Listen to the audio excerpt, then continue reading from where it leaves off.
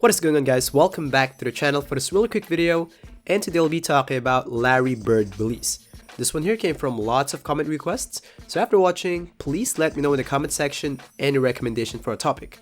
And by the way, with this one, somewhere at the end of the video, I'll have an important conclusion to this, so try not to click off after seeing the stats. You don't want to miss it.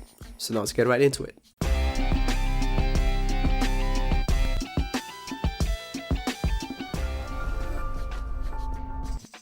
So for those of you who don't know how this Jumpshot series works, basically every video I'll be covering a specific base or release, and I will cross compare to the others that are already covered.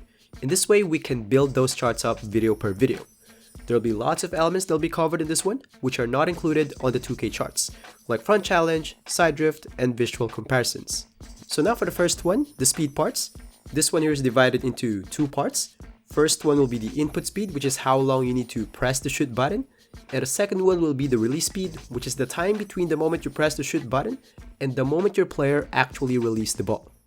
And in here you can see, for input and release speeds, it's one of the slowest so far, right at the bottom of the list. It is so slow that it's so close to Bembry, which I put there intentionally so we can have a barometer on how slow shots can be.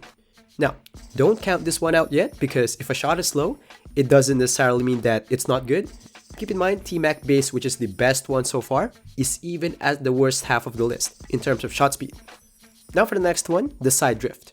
For those of you who don't know what side drift is, that's the sideway movement that a jump shot does when you shoot. And this one here is not just cosmetics because it will actually affect coverage. It is mostly affected by jump shot base though, but release have some influence on how it will avoid challenge. I think it's based on the motion of the release. And for the results in here you can see, it is somewhere at the middle. Now for the next one, the visual cue. It is really hard to put numbers into this one, so just to give you a visual perspective on all angles, here you go. I think it's noticeable here that there's a huge cockback animation before the release, making this release a really good one in terms of showing visual cues. And now for the most important part, the challenge reduction. For me personally, it's the most important element because it factors in a lot of things, like your shot speed, release height, front drift, which is the forward motion of your release, defensive immunity, and some other stuff. And for the results, it's right at the bottom again. And to put more sense why it's not that high in the list, in here you can see, yeah, it has a really high release, but it's not enough to make up for that really slow shot speed. And I might ask, Shoots, statistically, this one is one of the worst ones so far. How come you always promote this release on your videos? I know what you mean. I know I even showed you guys that I use it. But for me personally, if we're talking about jump shot release, stats don't matter much. What's important is the visual cue. If we're talking about jump shot bases, yes, stats are really important. But if we're talking about release stats, I would only look into this if I'm torn between two releases and I want to decide which one to pick, then that's the time I would check the stats. These are just additional info. Visual cue over stats all day.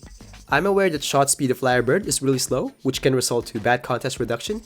But since I only take open shots on my big, which makes contest reduction not that important, and I like that cockback animation which gives a good visual cue, I'm sticking with Larry Bird.